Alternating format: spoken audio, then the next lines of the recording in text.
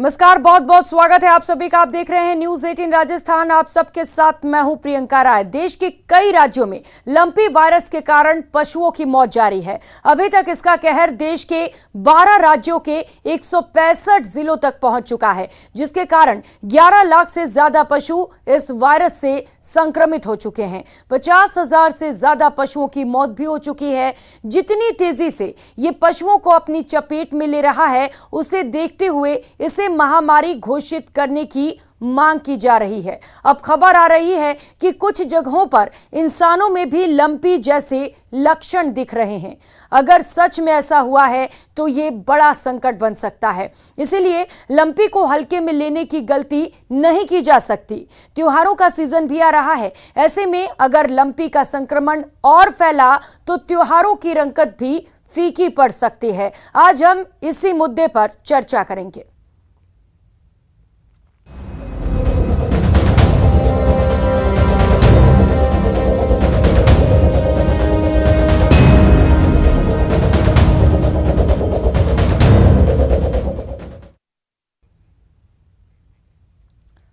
तो प्रदेश में लंपी का कहर लगातार बढ़ता जा रहा है और इस बीच चिंता की बात यह है कि अब इंसानों में भी लंपी के लक्षण दिखने लगे हैं। ग्राउंड रिपोर्ट जानेंगे। इस वक्त हमारे साथ अलग अलग सहयोगी हमारे साथ जुड़ चुके हैं। अशोक शर्मा श्रीगंगानगर से और महेंद्र विश्नोई इस वक्त हमारे साथ नागौर से जुड़ चुके हैं। सबसे पहले अशोक, आपके पास आना चाहूंगी। श्रीगंगानगर में क्या कुछ स्थिति है लंपी को लेकर, और अब खबर सामने आ रही है कि इंसानों में ये बीमारी फैल रही है, तो क्या अब प्रशासन की नींद खुली है लंपी को रोकने के लिए?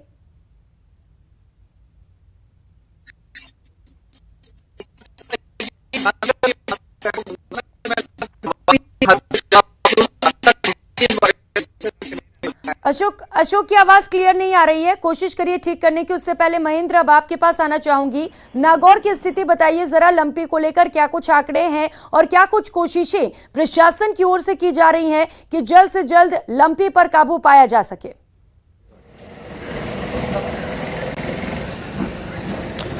देखिए, नागौर जिले में 7,000 से अधिक गोवंश की मौत हो चुकी है और करीब 1 लाख गोवंश संक्रमित है। पशुपालन विभाग का नागौर और जो कुचामन का क्षेत्र है, यहाँ दोनों ही जगह लंपी की स्थिति बेहद खराब है। नागौर जो क्षेत्र है, यहाँ अधिक गायों की मौत हुई है। गायों की मौत के कारण इसका कई तरह के व्यापक असर देखने को मिल रहे हैं। विशेषकर दूध के भावों में भारी बढ़ोतरी हुई है।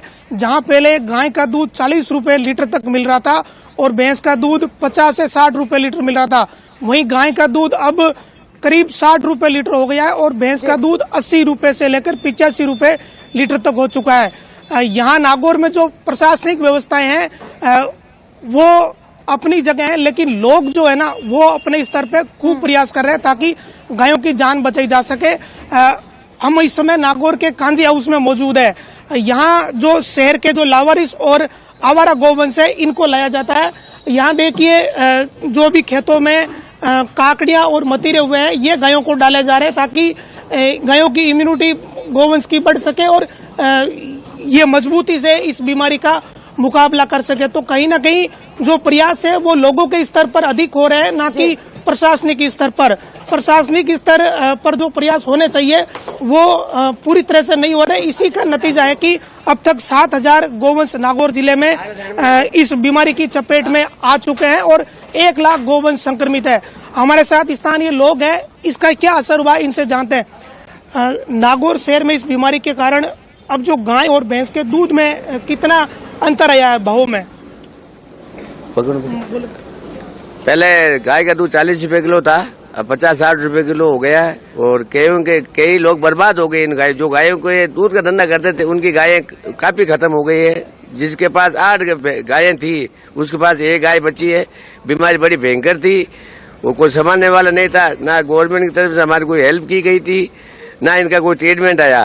गायें काफी मरी है। हमारे पास भी हमारे पशु है, सांड है, इसमें भी हमारे काफी मरे हैं। तो भी हमने खूब इनको कुछ दिया है। अपने ये चारा महंगा होने के कारण हमारे पास सब्जी वाले फोन करते हैं कि भाई काकड़ी, घिरा काकड़ी, तरबूज, लौकी, ऐसा करके हमको 3-4 रुपए किलो देते हैं। हम लाके इनको डालते हैं, तो इनको लिए बहुत अच्छी चीज है ये।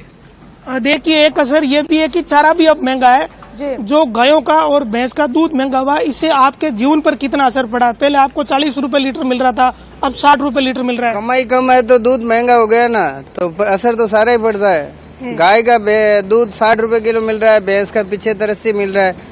तो पहले गाय भैंस का दूध 50 रुपए किलो मिलता था, 40 रुपए 35 रुपए किलो गाय का दूध मिलता था, इसलिए असर तो सारा ही पड़ता है। देखिए प्रियंका, गौवंश की मौत के साथ साथ लोगों के जीवन पे भी बहुत असर पड़ा है। प्रति लीटर 10 से 15 रुपए की बढ़ोतरी हुई है। गायों का दूध महंगा होने के साथ साथ जो घी है वो भी बेहद महंगा हुआ है। पहले यहाँ नागौर जो ग्रामीण परिवेश है, यहाँ 700 रुपए से लेकर 750 रुपए तक किलो घी मिल रहा था, जो घी अब 850 से लेकर 900 रुपए तक मिल रहा है। विभिन्न तरह की आयुर्वेदिक दवाओं में गाय का दूध और घी काम में लिया जाता है। गाय के दूध और घी का अपना एक विशेष महत्व है, लेकिन अब महंगाई इस बीमारी के कारण हो गई है। और सबसे बड़ी परेशानी ये भी है कि लोगों को जो प्रोडक्ट्स हैं उनके भी दाम बढ़े हुए हैं और बढ़ेंगे भी, क्योंकि लगातार जिस तरीके से हम देख रहे हैं कि गायों की मौत हुई है, गाय संक्रमित हो रही हैं, उनके दूध उत्पादन में भी कमी आ रही है, तो इसके वजह से लगातार दूध के दाम भी बढ़ रहे हैं। और कहीं ना कहीं लोग भी इस वजह से डरे हुए हैं कि वो दूध पिएंगे तो कहीं उन्हें भी ये वायरस ना हो जाए। महेंद्र, लोगों से बात करिए और ये जानने की कोशिश करिए कि क्योंकि अब खबरें ये भी सामने आ रही हैं कि कुछ इंसानों में भी इसके लक्षण दिख रहे हैं, क्या उन्हें इस बात का डर है? कितने डरे हुए हैं लोग?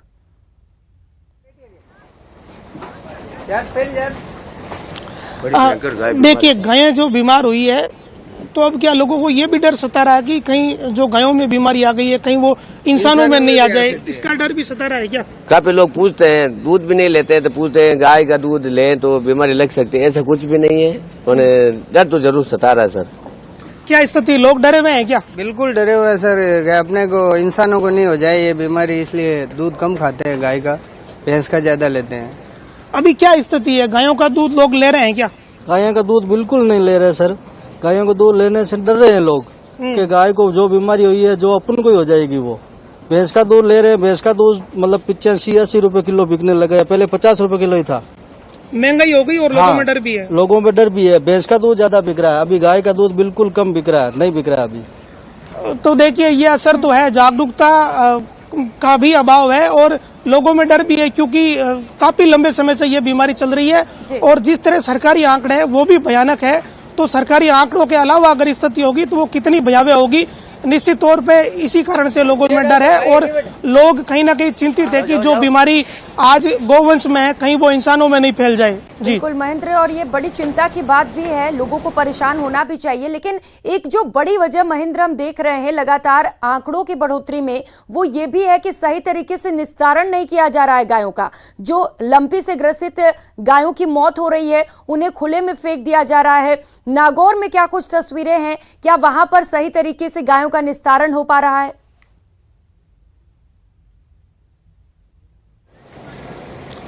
देखिए, जब शुरू के दिनों में लंपी स्किन बीमारी के कारण गौवंश की मौत हुई थी तब निश्चित तौर पर यह परेशानी आई थी। जो नागौर शहर में मृत पशु उठाने वाले ठेकेदार हैं उन्होंने अपने हाथ खड़े कर दिए थे। इसके बाद नगर परिषद के हवाले ये पूरी जिम्मेदारी की गई और जो अब निस्तारण की जो व्यवस्था है वो समुचित व्यवस्था चल रही है और जो शहर के बाहर इन पशुओं को निस्तारित किया जा रहा है और दफनाया जा रहा है। लेकिन कुछ ग्राम पंचायत क्षेत्रों में अभी भी इस तरह की परेशानी सामने आ रही है जहां गौवंश को जो मृत है उन्हें खुले में छोड़ दिया जा रहा है। अभी जो स्थिति है वो जिला कंट्रोल रूम इसकी मॉनिटरिंग कर रहा है। प्रदेश में कई जगह इस तरह की जो तस्वीरें सामने आई थी इसके बाद निश्चित तौर पर ज्यादा प्रशासन अलर्ट हुआ है और इस तरह की तस्वीरें नागौर में नहीं सामने आई। इसके लिए अब पूरी सावचेती बरती जा रही है। प्रशासन की नींद खुली है वहां पर। संदीप हुड्डा सीकर से सहयोगी हमारे साथ जुड़ चुके हैं। संदीप, क्या सीकर में प्रशासन की नींद खुली है? अब प्रशासन जगा है, इसे लेकर रोकने की कोशिशें वहां पर की जा रही हैं?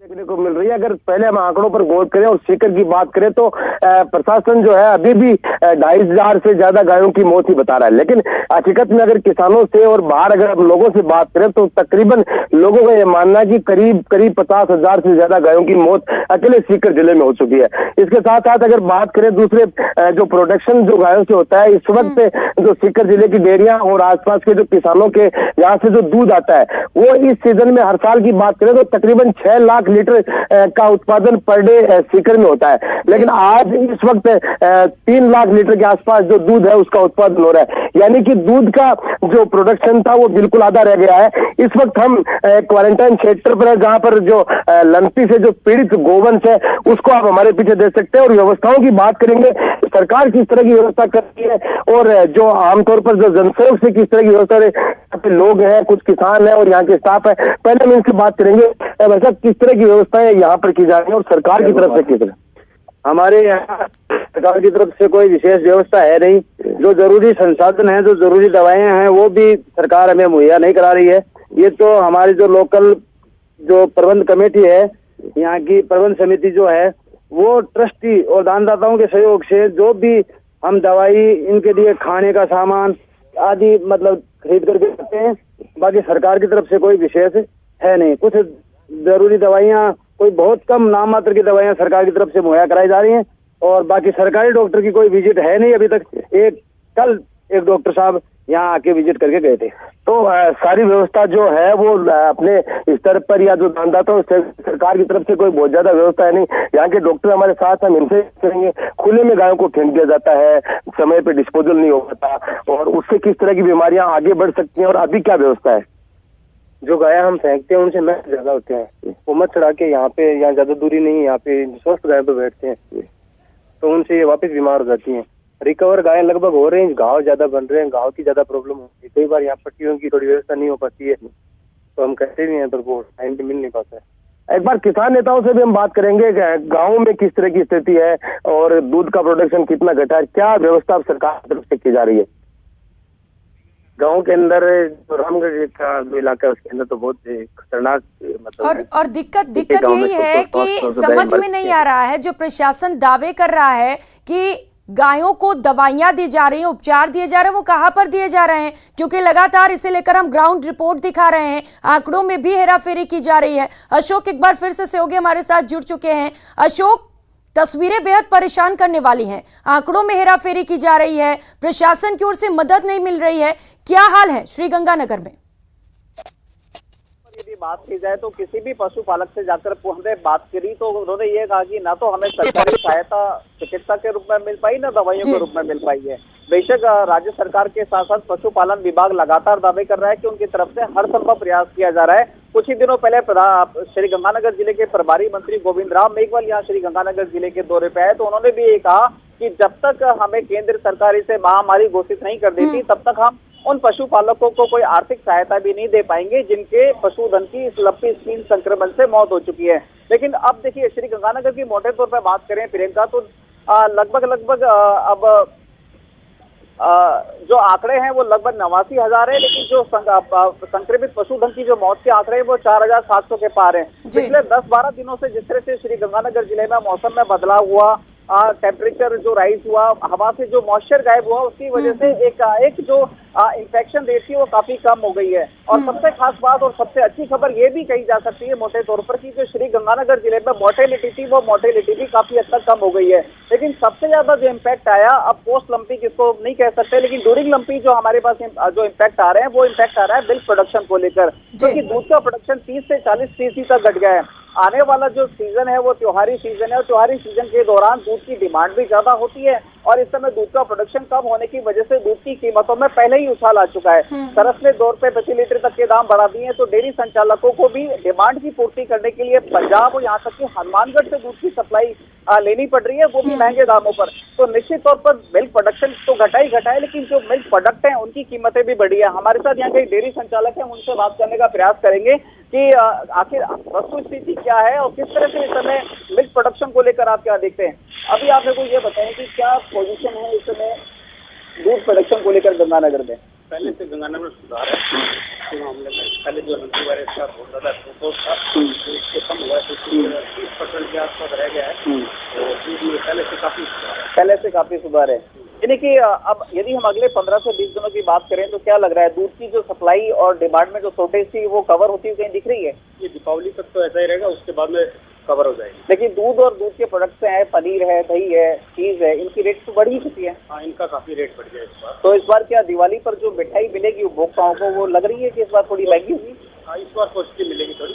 इस तरह लंपी वायरस का इफेक्ट बहुत जल्दी आ गया और उसके कारण मार्केट के अंदर दूध की काफी शॉर्टेज आ गई, इस कारण ओके। देखिए प्रियंका, 15 दिन पहले जो दूध की शॉर्टेज यहाँ 40% से ज्यादा थी वो घटकर 30% आ गई है। रीजन ये है कि पिछले 15 दिनों में वाकई जो लंपी इंफेक्शन की दर थी वो काफी हद तक कंट्रोल में हुई है। सबसे खास बात जो रिकवरी थी वो रिकवरी बहुत तेजी से बढ़ी है। टेम्परेचर राइज रहा, हवा से मॉइस्चर गायब हुआ, तो जैसे जैसे पशुधन रिकवर होता गया वैसे वैसे उनका मिल्क प्रोडक्शन अपने रूटीन पर आता लगा। अभी फिलहाल 30% की शॉर्टेज है, निश्चित तौर पर बड़ी शॉर्टेज है। दूध की कीमतें तो बढ़ी चुकी हैं, लेकिन साथ ही साथ चूंकि 30% का जो शॉर्टेज है इसको फुलफिल रहा है। बिल्कुल अशोक, लेकिन चिंता की बात यह है कि 90,000 गायें अब तक संक्रमित हो चुकी हैं। श्रीगंगानगर में अकेले 5,000 के लगभग गायों की मौत हो चुकी है। लेकिन जब सवाल ये पूछे जाते हैं कि इलाज क्यों नहीं मिल पा रहा है, जिन पशुधन का नुकसान हुआ है उनके जो मालिक हैं उनको पैसा क्यों नहीं मिल रहा है, तो जवाब ये निकलकर सामने आता है कि केंद्र सरकार इसे महामारी घोषित करे। ये कैसा जवाब हुआ आखिर? महेंद्र, आपके पास फिर से आना चाहूंगी। नागौर में जो पशुपालक हैं निश्चित तौर पर उन्हें भी खासा नुकसान पहुंचा होगा। क्या राज्य सरकार से अभी भी कोई उम्मीद है कि पैसे उनके मिलेंगे उन्हें नुकसान के?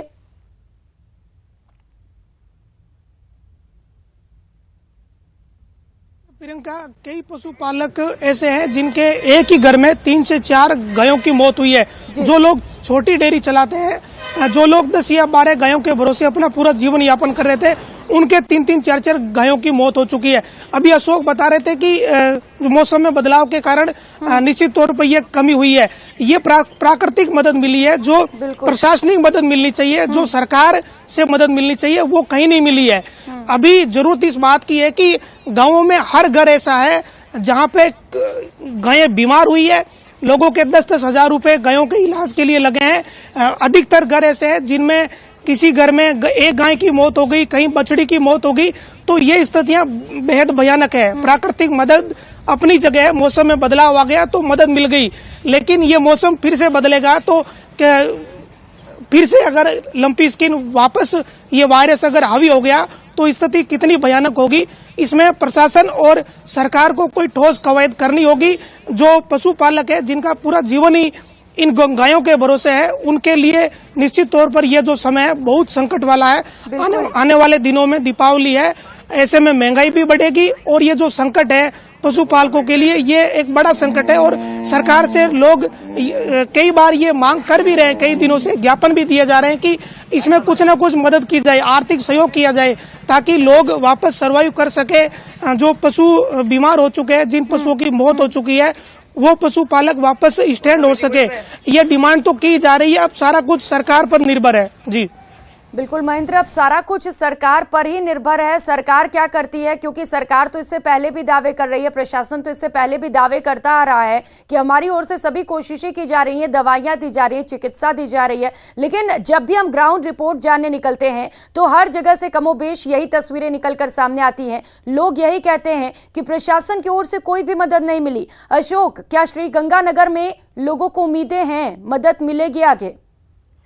देखिए 5,000 पशुधन की मौत हो चुकी है, तो निश्चित तौर पर इनमें वो पशुपालक भी शामिल है जिनके पास महज 1 या 2 पशु थे और उन्हीं पर उनकी रोजी रोटी चलती थी, वो उसके दूध का विक्रय करते थे। लेकिन अभी इंदिरा गांधी शहरी रोजगार गारंटी योजना के शुभारंभ के लिए प्रदेश के आपदा प्रबंधन मंत्री और श्रीगंगानगर जिले के प्रभारी मंत्री गोविंद राम मेघवाल श्रीगंगानगर के दौरे पर है।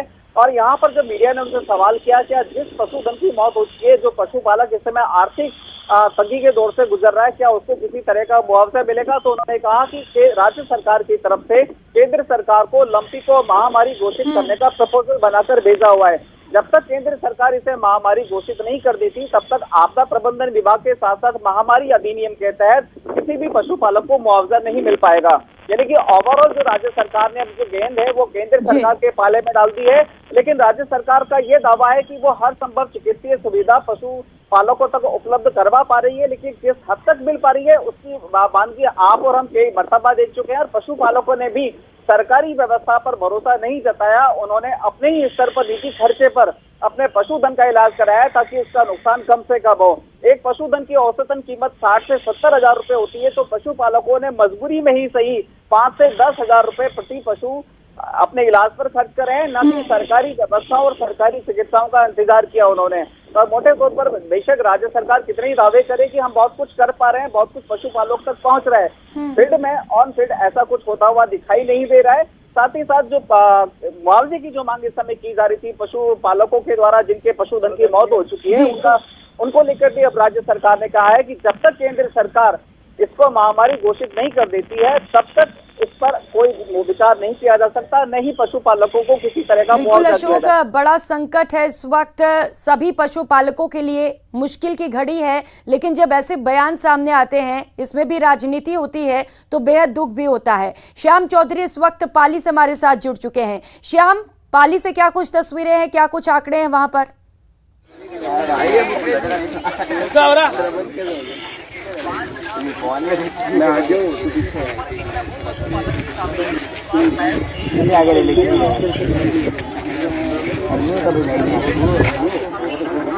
श्याम से फिलहाल संपर्क नहीं हो पा रहा है। संदीप, एक बार फिर से आपके पास आना चाहूंगी। कितना नुकसान पहुंचा है पशुपालकों को? दुग्ध उत्पादन में भी कमी आई है, लोगों ने गायों का दूध भी खरीदना बंद कर दिया है। कितनी बड़ी संकट है इस वक्त उनके ऊपर? देखिए प्रियंका, हम यही बात पहले भी आपको बता रहे थे कि जो पशुपालक हैं, जो किसान है, उनके सामने बड़ा संकट खड़ा हुआ है। क्योंकि अगर मिनिमम एक गाय जो अच्छी दूध देने वाली उसकी कीमत हम माने तो 50,000 रुपए से लेकर के 1 लाख रुपए की जो गाय की कीमत है, उसमें से जो किसान की गाय किसी के पास एक थी, किसी के पास, तो ऐसे भी बहुत से किसान है जिनकी 5 से 10 गायों की भी मौत हुई है और इलाज पर भी पैसा खर्च हुआ है। तो किसान के सामने तो बड़ा संकट आया। या दूसरा, दूध की जो बिक्री थी, या तो प्रोडक्शन कम हो गया गायों की मौत की वजह से, और दूसरा जो दूध की जो बिक्री थी उसमें बहुत ज्यादा गिरावट आ गई। क्योंकि लोगों को लगता है कि अगर किसी की डेयरी है और उसमें 10 से 15 गाय है और उसमें से अगर एक भी लंपी से पीड़ित है तो उसके बाद उसका दूध नहीं बिक रहा, तो ये बहुत बड़ा संकट है। हम बात करेंगे, किसान नेता है हमारे साथ, किसान प्रतिनिधि है, किसानों को किस तरह से नुकसान हुआ है, क्या कुछ गाँव में आप जाते हो, क्या कुछ देखने को मिल रहा है?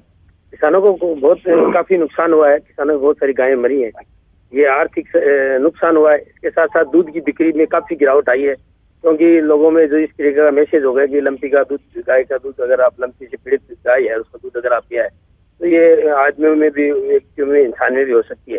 इसके डर की वजह से लोग, सरकारें जो बात कर रही हैं, जो सहयोग दे रहे, मिल रहा है किसानों को कहीं? नहीं, सरकार ने इस तरीके की कोई व्यवस्था नहीं किया, न कोई दवाएं की व्यवस्था की है, प्रॉपर कोई इस तरीके का कोई व्यवस्था इस बीमारी से लड़ने के लिए नहीं किया। मैं तो सरकार से मांग करता हूँ कि लंपी को महामारी घोषित करके, और जिस तरीके से गाय के नाम पर हम टैक्स भी लेते हैं और तरीके का बहुत सारा पैसा इकट्ठा करते हैं, तो ये पैसा अलग से महामारी घोषित करके पंचायतों को, गौशाला चलाने वाले को, गौशाला जो NGO चलाते हैं उनको, और नगर पालिकाओं, इनको सबको अलग से बजट दे करके निचले स्तर पर शानदार व्यवस्था हो सकती है। बड़ा सवाल ये भी उठ रहा है कि जब ये कोरोना जो वायरस है लंपी का, वो इतने जगहों पर फैल चुका है, कई राज्यों में इसका असर देखने को मिल रहा है, तो अब तक इसे महामारी क्यों नहीं घोषित की जा रही है? बहुत शुक्रिया अशोक, महेंद्र और संदीप और श्याम, आप सभी का इन तमाम जानकारियों के लिए। तो ये थी ग्राउंड रिपोर्ट। एक बार फिर से जो तस्वीरें आई हैं वो लगभग सेम आई हैं। किस तरीके से प्रशासन की लापरवाही है और लगातार गौवंशों की मौत हो रही है, बावजूद इसके प्रशासन है कि जागने को तैयार नहीं है। फिलहाल इतना ही, नमस्कार।